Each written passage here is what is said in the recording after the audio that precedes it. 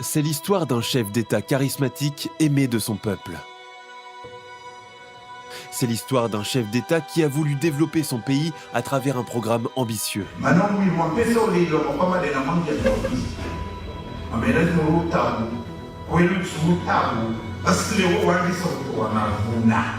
C'est l'histoire d'un chef d'État qui a embrassé un programme peu commun. C'est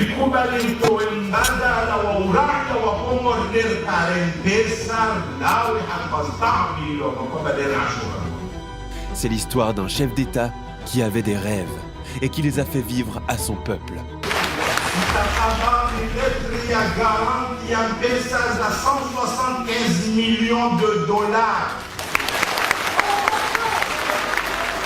Mais c'est aussi la triste histoire du premier chef d'État à être traduit en justice. L'ancien président des Comores, Ahmed Abdallah Sambi, inculpé lundi dernier pour fraude au passeport, restera en détention. Il a été arrêté pour corruption, détournement de fonds. Une affaire liée à des passeports à la citoyenneté économique. Pourquoi Sambi se trouve-t-il aujourd'hui dans le collimateur de la justice? Ils ont tout envoyé à travers des sociétés de Bachar Kiwan, ou presque tout. Pourquoi lui associe-t-on indubitablement Bachar Kiwan?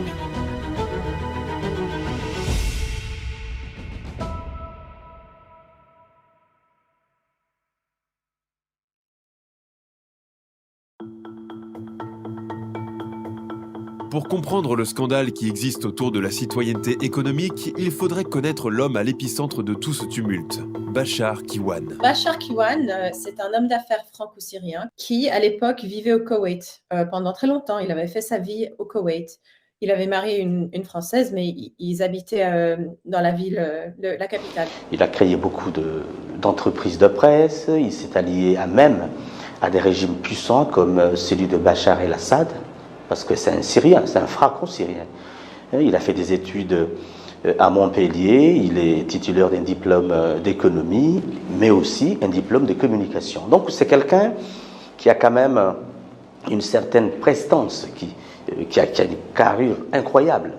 C'est quelqu'un qui a une très bonne communication, qui sait parler les gens et qui profite toujours les bonnes occasions pour faire ses propres affaires. Bon, maintenant, Bachar Kiwan est un fugitif recherché par la justice.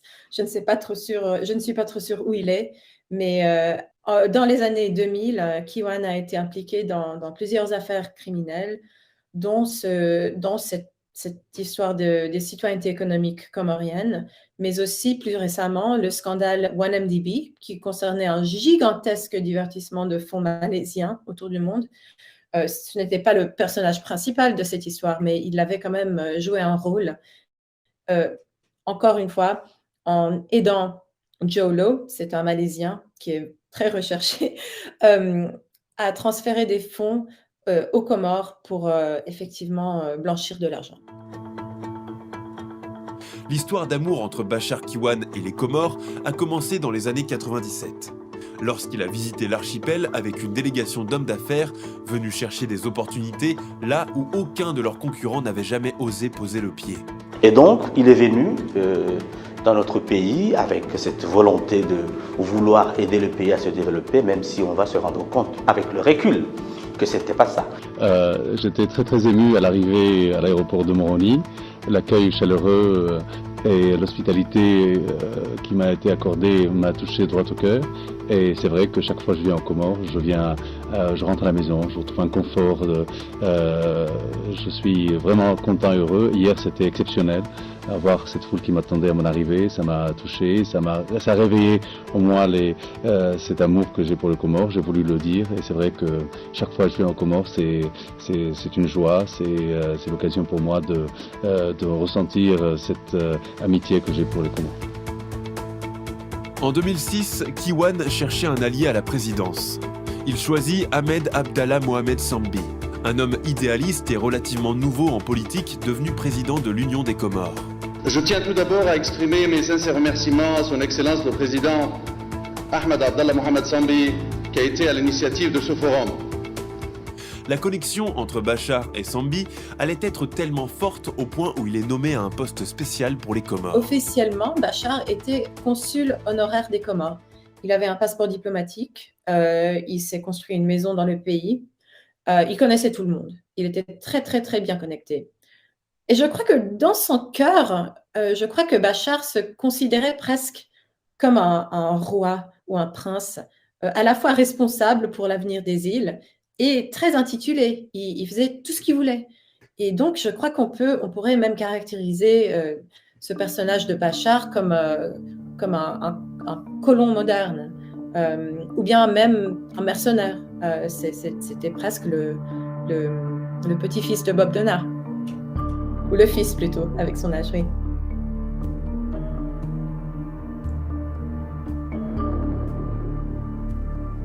À son arrivée aux Comores, la première activité de Bachar Kiwan, c'est la création de l'amicale Comores-Koweït.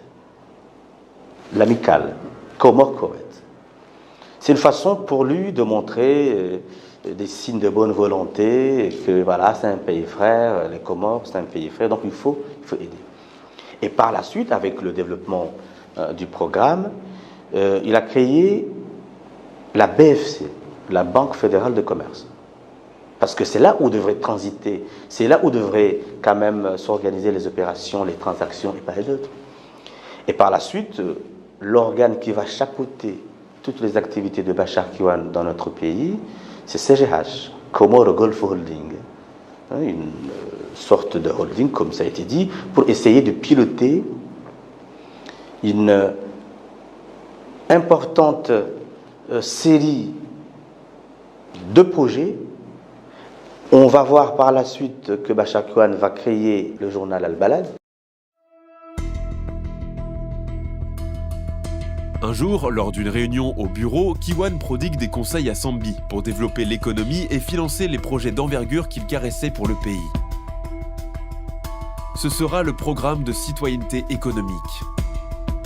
En tant qu'intermédiaire, Bachar allait lui aussi avoir sa part du gâteau. Alors Sambi je crois qu'il était tout de suite assez content parce que Bachar lui promettait des millions de dollars. Il disait à l'époque 200 millions de dollars. Comme vous savez, ça c'est beaucoup d'argent aux Comores. Pour un budget relativement modeste pour un pays. Bachar est déterminé. Il tient à tout prix à faire accepter ce programme aux Comores, mais certains députés n'étaient pas d'accord. Le projet de loi du gouvernement a été rejeté par la majorité. Ils trouvaient ça, ils étaient choqués, ils trouvaient ça... Il y en avait un qui a comparé la vente de passeports à la prostitution. C'était vraiment un truc controversiel. Et pour y arriver, Bachar concocte un petit voyage pour un certain nombre de députés au Koweït. L'objectif de la mission, du moins officielle, était de pouvoir rencontrer ces apatrides et comprendre le fond du programme de la citoyenneté économique. Alors, le voyage au Golfe s'est passé en 2008, en jet privé, que Bachar a alloué. Et c'est Bachar qui avait tout organisé, parce que, comme j'avais dit avant, de base, le Parlement n'avait pas vraiment un intérêt à vendre des passeports, et puis il fallait les convaincre, parce que les Émiratis, ils étaient prêts à verser les fonds. Et avec un peu de pression, un peu de corruption et beaucoup de promesses, Bachar a réussi à les convaincre. La délégation était composée de 11 personnes, dont 7 députés et 4 cadres de l'Assemblée. Elle était dirigée par le vice-président Sidi, le président Saïd Douafir Bounou n'ayant souhaité participer à la mission. Ils sont allés au Koweït et aux Émirats, à Dubaï. Et les députés en fait, il s'est bien occupé de ses nouveaux amis aux Comores. Ils avaient un jet privé, un hôtel de luxe, du tourisme, du shopping. Ils sont montés dans cette énorme tour Burj Khalifa. C'est un truc vraiment impressionnant. J'y étais en novembre et j'ai jamais vu quelque chose comme ça. Après avoir passé 3 jours au Koweït, satisfaits des renseignements qu'ils avaient recueillis, les parlementaires ont bouclé leurs valises remplies de cadeaux et ont pris le chemin de l'aéroport. 6 semaines plus tard, l'Assemblée nationale tient une session pour débattre du projet de loi sur la citoyenneté économique et passe au vote. Une seule page. Pagini onesa yaukaya emurujeka kubaliwa ya miliki student economique Mruinga nzoike katina tash la ukange terroristi aunge na wale ujiro aunge na karakteri bokonge julihana ukaye katimru au ndini ngabo na sharuti ya bili ndo kaya yatikena wale ukongo ujojo ushumpia mwanadamu sharuti ya raru loka kana ujo uvoti kana ujo uvotewa sharuti ya dunga yabo ndo kaya kana ujo uhula arudi kana ujo huza tsinda vala je kufanya hazi ya dunga yabo ndi ya he intere ya he daula ndo kaya ya balie ye reçu ya he mali ya jo investisseur armaye daula harmazi banki za daula il y a une demande du souveraineté économique, Puisque le projet de loi était sur toutes les lèvres à l'époque, le débat a été diffusé à la radio comorienne.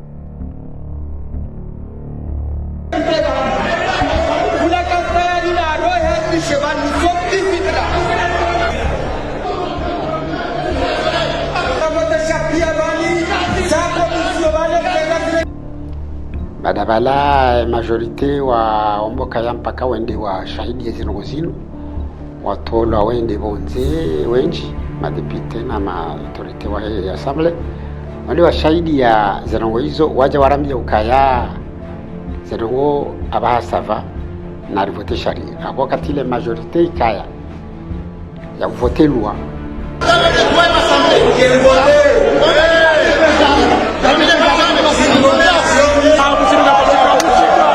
Les échanges ont été si musclés que le président du Parlement, Douafir Bounou, a quitté la salle en claquant la porte.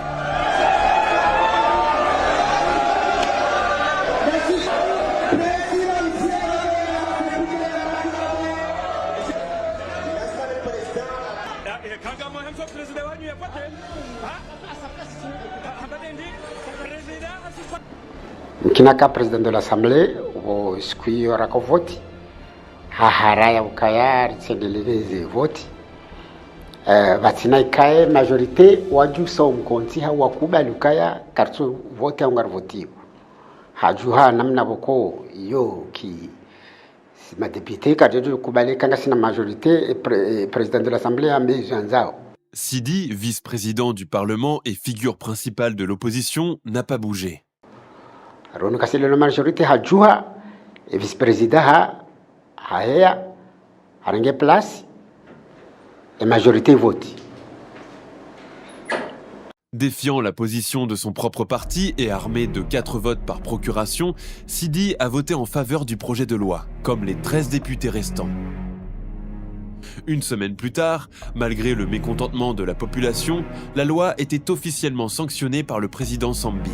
Avant, ils étaient contre et après, ils étaient pour, mais... Voilà, c'est comme ça que ça a marché, c'est comme ça que Bachar conduisait ses affaires. Ce programme, conclu avec les pays du Golfe, était censé générer assez de retombées économiques pour financer certains projets d'infrastructure et aider le pays. Au printemps 2009, le gouvernement comorien a annoncé que les Émirats devaient envoyer plus de 200 millions de dollars en échange de la documentation de quelques 4000 familles bidounes, de 6 à 8 personnes chacune. Chaque citoyenneté se détaillant entre 6 000 et 8 000 dollars. Sambi semblait croire que l'argent atterrirait dans les coffres du gouvernement en un seul bloc. Il y a quand même une confusion. Il y a quand même une confusion sur les procédures de transfert des fonds provenant du programme de citoyenneté économique. Parce que d'un côté, le président Sambi avait fait comprendre aux Comoriens, dans un discours au foyer des femmes, que les Comores n'allaient pas obtenir l'argent, mais les Comores allaient tout simplement valider les factures des travaux qui seront exécutés, et une fois validées les factures, à partir de là, les sociétés exécutrices seront payées. C'est-à-dire qu'on n'avait pas le droit de toucher de l'argent, mais que des sociétés étrangères allaient exécuter des travaux d'infrastructure et c'est nous qui allions valider que voilà, telle activité a été faite et donc nous autorisons le paiement. Ça, c'est un élément très important que nous devons quand même comprendre. Et d'un côté, il y a eu l'ouverture d'un compte à la Banque centrale pour essayer de faire transiter cet argent-là. Mais il se trouve que la Banque centrale avait refusé de recevoir de l'argent qui ne passe pas dans un circuit normal. Vous savez très bien qu'une banque centrale travaille avec une banque centrale. Donc, elle a demandé à ce que tout l'argent qui sera injecté dans notre pays passe par une banque centrale pour des raisons de transparence, parce que la banque centrale, c'est la gardienne de notre monnaie. Il faut qu'elle supervise toute opération au cas où il y a des opérations suspectes de blanchiment d'argent. Donc, c'est là où il y a la confusion. Est-ce que l'argent arrivait aux Comores en liquide? Est-ce que l'argent était domicilié sur des comptes à l'étranger? Un protocole d'accord signé en avril 2008 par Mohamed Bakar Dossar, directeur de cabinet du président Sambi, et ceci bien avant l'adoption de la loi sur la citoyenneté économique à l'époque, indiquait déjà Bachar comme étant la seule personne habilitée à encaisser les fonds sur la citoyenneté économique. Ceci faisant peser des soupçons sur Dossar et Sambi. Le FMI, qui essayait d'aider les Comores à réduire leurs dettes souveraines écrasantes, a affirmé que même les économistes qui travaillent pour le gouvernement ignoraient de nombreux détails du programme de citoyenneté économique. Quant à savoir quelle part des recettes du programme est arrivée jusqu'à la banque, c'est une toute autre question. Est-ce que les Comores ont vu ces fonds? Est-ce que cet argent a fini dans les coffres du pays? Non. C'est pas clair ce qui s'est passé. Une partie des fonds a été utilisée pour construire une route, une partie des fonds a été investie, mais une partie des fonds a aussi terminé dans une société offshore aussi. Personne n'a jamais pu dire pour sûr combien de passeports ont été délivrés, ni à quel prix ils se vendaient, ni même combien Bachar gardait pour lui avant d'envoyer le reste aux Comores. La commission prévue pour examiner les demandes de citoyenneté sous l'administration Sambi ne saura répondre. Cette commission-là devrait recevoir toutes les demandes de nationalité et devrait rendre un rapport au cas par cas. Lequel rapport devrait être transmis aux autorités pour qu'elles se prononcent sur l'authenticité des personnes à attribuer le passeport. Et c'est sur la base de ce rapport d'authenticité qui permettra au président Sambi de signer le décret de naturalisation. Voilà un peu la chaîne. Sauf que cette chaîne-là n'a pas été respectée. La commission, elle a été installée. Il y avait des éléments de l'Assemblée, il y avait des éléments du Trésor, des éléments du ministère des Finances, des éléments de la présidence. Mais la commission, en vérité, n'a pas véritablement travaillé. Tout a été chamboulé parce que c'est Bachar qui avait le contrôle. Et il a pu manipuler les gens de part et d'autre. Et du coup, cette commission-là n'a pas vraiment fait son travail comme il le fallait. Vers la fin du mandat Sambi, le divorce avec Bachar commençait par se prononcer. Le divorce a commencé quand les Comoriens ont vu que Bachar ne tenait pas ses promesses et que tout ce qu'il avait promis, tous ses plans de tourisme, de routes, de télécommunications, etc., il n'y avait rien à voir. Il y avait des panneaux sur la route. Il y avait des articles dans le journal de Bachar, mais sinon, il y avait vraiment rien. Le gouvernement Sambi clame que la CGH de Bachar ne lui a pas payé les 16 millions de dollars qui devaient lui revenir. On ne retrouvera aucune trace de son règlement non plus au départ de Sambi. Un gouffre financier qui va encore se creuser lorsqu'entre le 13 janvier 2011, date de la validation de l'élection du président Ikililou, au 26 mai, date de son investiture, Sambi signe 6 décrets attribuant à 8261 personnes la citoyenneté, alors que pendant cette période, il devait juste expédier les affaires courantes. La relation Sambi-Bachar n'aura laissé dans l'histoire qu'une forte opacité dans la gestion des fonds de la citoyenneté économique, ce qui va valoir à l'ex-président l'une des accusations les plus lourdes. Aujourd'hui, plus que jamais, son procès tant attendu aura lieu à l'issue de 4 années de détention vivement contestées par ses proches et partisans. Pourquoi autant de temps pour tenir le procès de l'ex-président ? Pourquoi requalifie-t-on aujourd'hui les actes d'accusation à l'encontre de Sambi ? Pourquoi aujourd'hui Sambi est traduit devant la Cour de sûreté de l'État ? Nous y reviendrons dans le prochain épisode.